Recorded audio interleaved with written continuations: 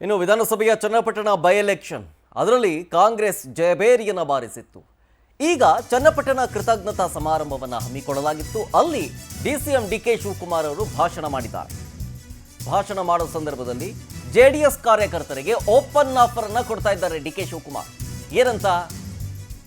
JDS ಕಾರ್ಯಕರ್ತರು ಪಾಪ time waste ಮಾಡ್ಕೋಬೇಡಿ, ನೀವು ಜೆಡಿಎಸ್ ಕಾರ್ಯಕರ್ತರಿಗೆ ಬಹಿರಂಗವಾಗಿ ಆಹ್ವಾನವನ್ನು ಕೊಡ್ತಾ ಇದ್ದಾರೆ ಡಿಕೆ ಶಿವಕುಮಾರ್. ಟೈಮ್ ವೇಸ್ಟ್ ಮಾಡ್ತಿದ್ದೀರಿ, ನೀವು ಯೋಚನೆ ಮಾಡಿ, ಇದು ಋಣ ತೀರಿಸುವ ಕಾರ್ಯಕ್ರಮ ಹೀಗಂತಂದ್ರು ಡಿಸಿಎಂ ಡಿಕೆ ಶಿವಕುಮಾರ್. ಜೊತೆಗೆ ಅಭಿವೃದ್ಧಿ ಪಥದಲ್ಲಿ ರಾಮನಗರ ಮುಂದೆ ಬೆಂಗಳೂರು ಸೇರುತ್ತೆ. ನೀವು ಅಭಿವೃದ್ಧಿಗೋಸ್ಕರ ಮತ ನೀಡಿದ್ದೀರಿ, ನಿಮ್ಮ ಸೇವೆಯನ್ನು ಮಾಡೋ ಕೆಲಸ ನಾವು ಮಾಡ್ತೀವಿ, ಯಾರೂ ಕೂಡ ಒಂದು ರೂಪಾಯಿಯೂ ಲಂಚ ಕೊಡಬೇಡಿ. ರಾಮನಗರ ಜಿಲ್ಲೆಯಲ್ಲಿ 4ಕ್ಕೆ 4 ಕಾಂಗ್ರೆಸ್ ಶಾಸಕರನ್ನು ಕೊಟ್ಟಿದ್ದೀರಿ ನೀವು. ನಮ್ಮ ಬಗ್ಗೆ ಕುಮಾರಸ್ವಾಮಿ ಬಹಳ ತುಚ್ಛವಾಗಿ ಮಾತಾಡಿದ್ರು, ತಕ್ಕ ಆನ್ಸರ್ ಕೊಟ್ಟಿದ್ದೀರಿ ನೀವು. HD ಕುಮಾರಸ್ವಾಮಿ 2 ಬಾರಿ ಇಲ್ಲಿ ಶಾಸಕರಾಗಿ ಏನು ಸಾಕ್ಷಿ ಗುಡ್ಡೆ ಇದೆ ಅನ್ನುವಂಥ ಮಾತನ್ನ ಡಿಕೆ ಶಿವಕುಮಾರ್ ಅವರು ಈ ಸಮಾರಂಭದಲ್ಲಿ ಹೇಳಿದ್ರು. ಚನ್ನಪಟ್ಟಣ ಮತದಾರರಿಗೆ ಅವರ ಕಣ್ಣಿಗೆ ಮಣ್ಣನ್ನ ಬೂದಿಯನ್ನ ಏರಿಸಲಿಕ್ಕೆ ಸಾಧ್ಯ ಇಲ್ಲ ಅನ್ನೋದಕ್ಕೆ ಇವತ್ತು ನಮ್ಮನ್ನ 25,000 ಅಂತರದಿಂದ ಗೆಲ್ಲಿಸಿ ಇಡೀ ರಾಜ್ಯಕ್ಕೆ ಒಂದು ದೊಡ್ಡ ಸಂದೇಶವನ್ನ ಕಳಿಸ್ಕೊಟ್ಟಿದ್ದಾರೆ.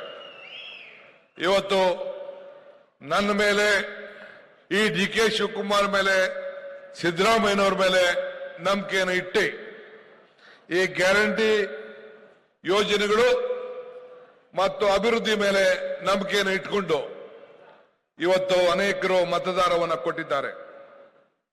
ಈಗ 600ಕ್ಕೂ ಹೆಚ್ಚು ಕೋಟಿ ರೂಪಾಯಿ ಹಣ ವಿವಿಧ ರೀತಿಯಲ್ಲಿ ತಂದು ಈಗಾಗಲೇ ಕೆಲಸ ಪ್ರಾರಂಭ ಕೂಡ ಆಗಿದೆ. ಈಗ ನಾವು ನಿಮ್ಗೆ ಅಭಿವೃದ್ಧಿ ಬೇಕೋ ಇಲ್ಲ ಕಣ್ಣೀರು ಬೇಕೋ ಇದನ್ನು ನಿರ್ಧಾರ ಮಾಡಿ ಅಂತ ಕೂಡ ನಿಮ್ಮೆಲ್ಲರೂ ಕೂಡ ನಾವು ಮನವಿ ಮಾಡಿದ್ವು. ನಿಮ್ಗೆ ಕಣ್ಣೀರು ಬೇಡ, ಅಭಿವೃದ್ಧಿನೇ ಬೇಕು ಅಂತೇಳಿ ನೀವೆಲ್ಲ ತೀರ್ಮಾನವನ್ನು ಮಾಡಿ ಆಯ್ಕೆಯನ್ನು ಮಾಡಿದ್ದನ್ನ ನಾವು ಮರೆಯಲಿಕ್ಕೆ ಸಾಧ್ಯ ಇಲ್ಲ. ನಿಮ್ಮ ಭಾವನಾತ್ಮಕವಾದಂತಹ ಅನೇಕ ಮಾತುಗಳನ್ನು ಕೂಡ ಜನತಾದಳದವರು, ಬಿಜೆಪಿಯವರು ಮಾತಾಡಿದ್ರು. ಅದಕ್ಕೆ ನೀವು ಒಪ್ಪಲಿಲ್ಲ. ಬ್ಲಾಕ್ ಮೇಲ್ಗೂ ನೀವು ಯಾರು ಒಪ್ಪಲಿಲ್ಲ. ನೀವು ಜಗ್ಲೂ ಇಲ್ಲ, ಬಗ್ಲೂ ಇಲ್ಲ. ಆದರೆ ನಾನು ಅನೇಕ ಸಂದರ್ಭದಲ್ಲಿ ಒಂದು ಮಾತು ಹೇಳ್ತಾ ಇದ್ದೆ, ದೇವರು ವರನೂ ಕೊಡೋದಿಲ್ಲ, ಶಾಪನೂ ಕೊಡೋದಿಲ್ಲ, ಅವಕಾಶ ಮಾತ್ರ ಕೊಡ್ತಾನೆ ಅಂತೇಳಿ. ಇವತ್ತು ನಮ್ಗೆ ಡೀಟೇಲ್ಸ್ ಕೊಡ್ತಾರೆ ಇದ್ರ ಬಗ್ಗೆ ನಮ್ಮ ಪ್ರತಿನಿಧಿ ಪ್ರವೀಣ್ ಫೋನ್ ಸಂಪರ್ಕದಲ್ಲಿ ಜಾನ್ ಆಗಿದ್ದಾರೆ. ಪ್ರವೀಣ್, ಚನ್ನಪಟ್ಟಣ ಬೈ ಎಲೆಕ್ಷನ್ ಅಲ್ಲಿ ಕಾಂಗ್ರೆಸ್ ಜಯಬೇರಿಯನ್ನು ಬಾರಿಸಿತ್ತು. ಈಗ ಕೃತಜ್ಞತಾ ಸಮಾರಂಭ ಇತ್ತು, ಅದಕ್ಕೆ ಸಂಬಂಧಪಟ್ಟಂತೆ ಡಿಸಿಎಂ ಡಿಕೆ ಶಿವಕುಮಾರ್ ಏನೇನು ಮಾತಾಡಿದ್ರು ಅಂತ.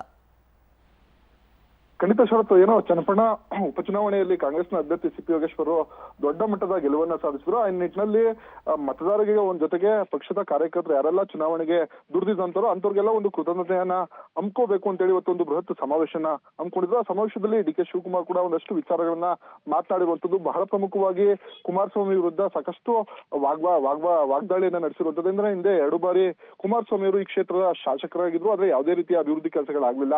ನಾನು ಈ ಕ್ಷೇತ್ರ ಕುಮಾರಸ್ವಾಮಿ ಕ್ಷೇತ್ರವನ್ನ ಖಾಲಿ ಮಾಡಿದ ನಂತರ ನಾನು ಇಡೀ ಚನ್ನಪಟ್ಟಣ ತಾಲೂಕಿನ ಹಲವು ಗ್ರಾಮಗಳಿಗೆ ಭೇಟಿ ಕೊಟ್ಟದ ಸಂದರ್ಭದಲ್ಲಿ ಸುಮಾರು 1000 ಅರ್ಜಿಗಳು ನನಗೆ ಬಂದಿದೆ. ಹಾಗಾಗಿ ಚನ್ನಪಟ್ಟಣವನ್ನ ಅಭಿವೃದ್ಧಿ ಮಾಡುವಂತ ದೃಷ್ಟಿಯಲ್ಲಿ ಇದೀಗ ಏನು ರಾಮನಗರ ಜಿಲ್ಲೆಯ 4 ಕ್ಷೇತ್ರಗಳು ಕೂಡ ಕಾಂಗ್ರೆಸ್ ಪಕ್ಷದ ಶಾಸಕರು ಇರುವಂತದ್ದು. ಹಾಗಾಗಿ ಮುಂದಿನ ದಿನಗಳಲ್ಲಿ ಇಡೀ ಜಿಲ್ಲೆಯನ್ನ ಅಭಿವೃದ್ಧಿ ಮಾಡ್ತೇವೆ ಅಂತ ಹೇಳಿ ಒಂದಷ್ಟು ಮಾತುಗಳನ್ನ ಹೇಳುವಂತದ್ದು. ಜೊತೆಗೆ ಸ್ಥಳೀಯ ಜೆಡಿಎಸ್ ನ ಮುಖಂಡರುಗಳಿಗೆ, ನಾಯಕರುಗಳಿಗೆ ಓಪನ್ ಆಗಿ ಡಿಕೆ ಶಿವಕುಮಾರ್ ಒಂದು ಆಫರ್ ಅನ್ನ ಕೊಟ್ಟಿರುವಂತಂದ್ರೆ ಕಾಂಗ್ರೆಸ್ ಪಕ್ಷಕ್ಕೆ ಬನ್ನಿ ಅಂತೇಳಿ ಬಹಿರಂಗವಾಗಿ ಸಭೆ ಅಂದ್ರೆ ಸಮಾವೇಶದಲ್ಲಿ ಒಂದು ಆಫರ್ ಅನ್ನ ಕೊಟ್ಟಿರುವಂತದ್ದು. ಕೇವಲ ಒಬ್ಬ ವ್ಯಕ್ತಿಗೋಸ್ಕರ ಇಡೀ ಪಕ್ಷವನ್ನೇ ಯಾಕೆ ಬಲಿ ಕೊಡ್ತೀರಾ, ಹಾಗಾಗಿ ಎಲ್ಲರೂ ಕೂಡ ಕಾಂಗ್ರೆಸ್ ಪಕ್ಷಕ್ಕೆ ಬನ್ನಿ, ಜೊತೆಗೆ ರಾಮನಗರ ಜಿಲ್ಲೆ ಮುಂದೆ ಬೆಂಗಳೂರು ಆಗ್ತಾ ಇದೆ, ಹಾಗಾಗಿ ನೀವೆಲ್ಲರೂ ಕೂಡ ಯೋಚನೆ ಮಾಡಬೇಕು ಅಂತೇಳಿ ಕಾಂಗ್ರೆಸ್ನ ಡಿಕೆ ಶಿವಕುಮಾರ್ ಅವರು ಜೆಡಿಎಸ್ ನ ನಾಯಕರುಗಳಿಗೆ, ಮುಖಂಡರುಗಳಿಗೆ ಒಂದ್ ರೀತಿ ಆಫರ್ ಅನ್ನ ಕೊಟ್ಟಿರುವಂತದ್ದು.